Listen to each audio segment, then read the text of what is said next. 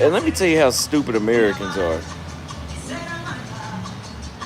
Let me tell you how stupid Americans are. All I put on there was Nicaragua put me on a no-fly list. These dumb niggas is in there, and I hate to call y'all that. I actually don't hate to call y'all that, but they're in the comments like, "Oh, you was pandering to black women." What the hell does that have to do with anything? Hi guys. So yesterday people were coming on my comment and saying that Auston was on the live and he said that he had been put on no-fly list by Nicaragua, that he was planning to go to Nicaragua. He went to the airport to go to Nicaragua and he was turned back because according to him he was put on the no-fly list. So I'm like, really? So I'm like, let me go check the live. So I didn't catch the live, but I caught the recording, and I didn't have to I watched like 17 minutes of it, and I'm like, this guy's lying. He's not put on the no-fly list. I didn't even have to watch the video, to be honest, to know that he was not put on no-fly list.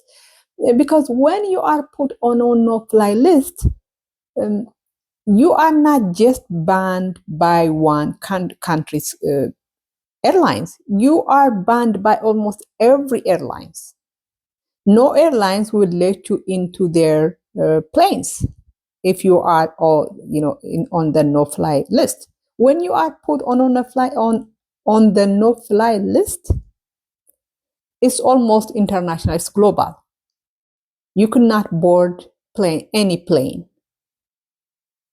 But Auston Auston is a frequent flyer.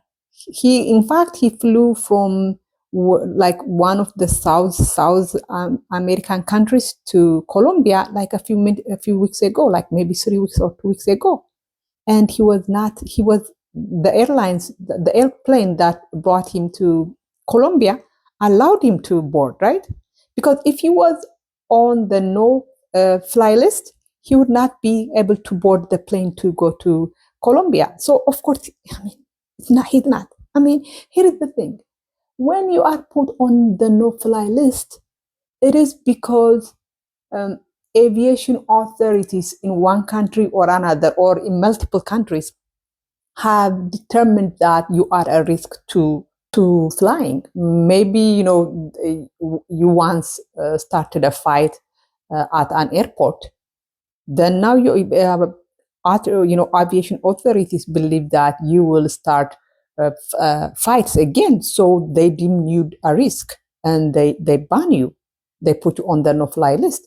Maybe you started fight mid-air, which is even worse than starting a fight at an airport.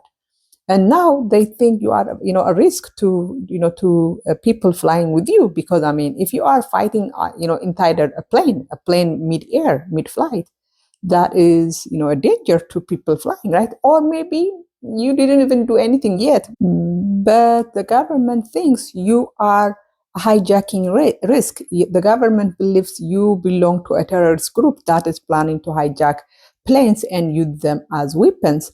So that is, there are probably multiple other reasons that you will be put on the no-fly list. The point I'm trying to make is that when you are put on the list, it's because you are deemed a risk to flying. And you are deemed to risk to flying in any plane, in any airlines, right? Because if you are going if you are someone who likes to fight in mid-air, you are going to do it whether you are on Turkish Air or Ethiopian Air or British Air, right?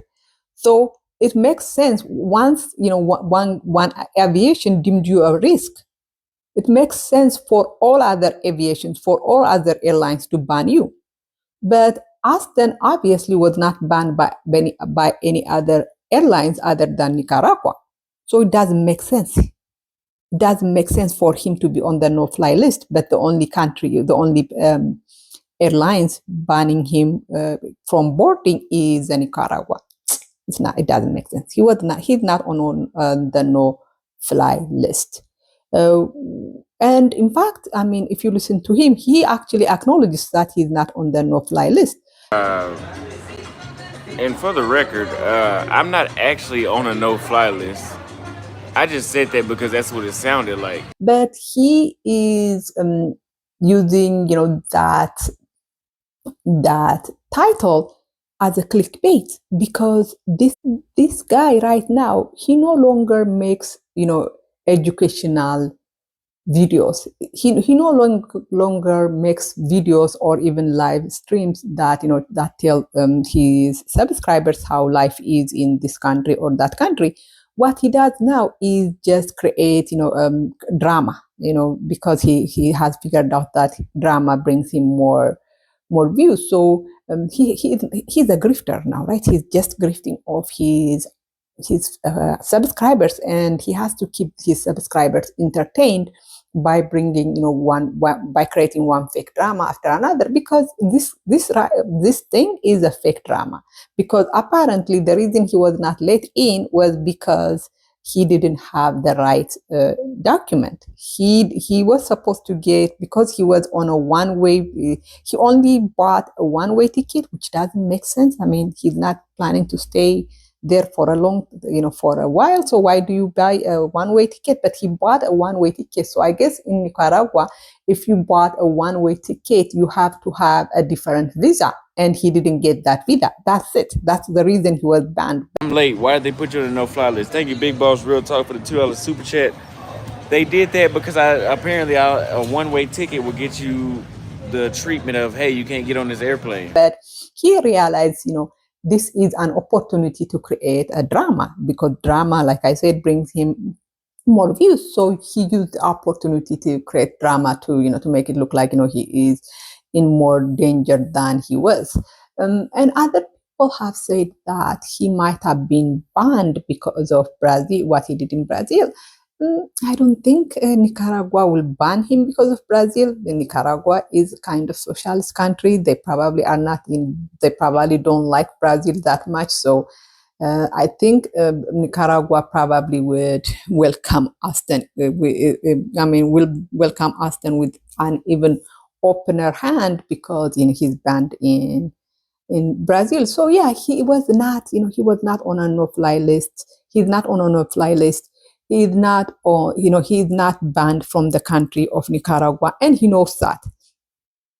But like I said, he understands, this is an opportunity to make money through, through live streams, through live stream chat, super chats, through, views. I mean, the live stream of him talking about being, on the no-fly list has like 12K views in one day, which is a very large number for a live stream, and that's money, right? Because the higher the larger the number of views you get, the larger the revenue sharing you get from YouTube. The larger the amount you get for from the ads that are being run on the live on the video recording of the live. So yeah, I think this whole thing, he saw an opportunity to create drama, and he took that opportunity. And like I said, the passport bros thing had now stopped being about about traveling, about exploring your options abroad, your dating options abroad, and it has become just drama.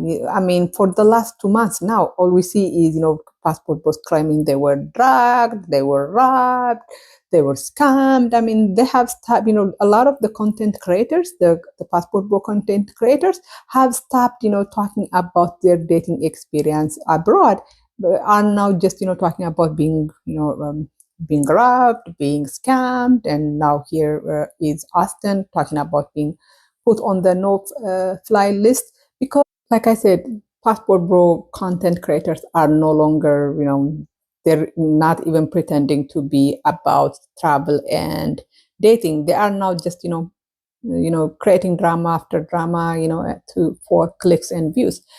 And in that same live, he was talking about how he is planning to return to Africa, how he is planning to go to Kenya specifically. But I'm not gonna travel around Africa this time. I would literally just go back to Kenya for a few weeks or a month. And of course, once again, he is not wanting to go to Africa because he likes Africa. He is not planning to go to Kenya because he misses Kenya, because he misses the nightlife there, his life there, or he misses Kenyans, he misses his Kenyan friends. No, he is going there because it's not working out for him in South America. He is going there because Latin America is not working out for him as he thought it would. Mind you, this guy was degrading Kenyans, degrading Africans the moment he left the continent. I mean, he made this short saying that Africans are beggars and how he was tired of all the begging. It does feel good to take a break from Africa for a bit, but all that begging, man, everywhere you go, somebody trying to scam you. Women ain't got no money. He was out of Africa for less than like 48 hours when he made this video degrading Africans, degrading Kenyans specifically. So we know that this guy doesn't like Africa. The reason he wants to return to Africa is because it's not working out for him anywhere else. Africa is always, for him, it's like, the last resort. When everything else doesn't work, doesn't work out, he goes to Africa. That's what happened the first time around, right? The first time I'm around, he went to Africa because he was kicked out of Brazil, and he went to Asia. In Asia, the women were not dropping their pants fast enough. They were not just dropping the pants fast enough. They were not dropping their pants at all. So he couldn't, Brazil kicked him out.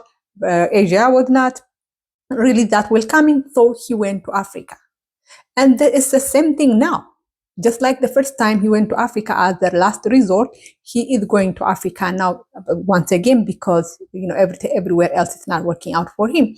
And but I have been saying that we Black women everywhere should band together, because the way a Black women are treated in one country or another country is almost the same, because the way Auston is treating Africa and African girls is the way passport bros treat Black American women, which is when it doesn't work out for them with other race of women, they go back to Black American women. And here he is doing the same thing at a country level, right? Because it's not working out for him in Latin American countries, in Asian countries, in European countries. He's going to Africa as the last resort. And one thing I hope is that Africans have learned their lessons from the last visit and not welcoming back. Remember, this guy was, saying that African girls were smash and dash. But it seems like whenever I was in Africa, and let me say this, there are some great women in Africa. Great women. Great to be around, pleasant to be around, good time, funny, beautiful smiles, beautiful bodies, beautiful personality. But it seemed like I was just getting pussy.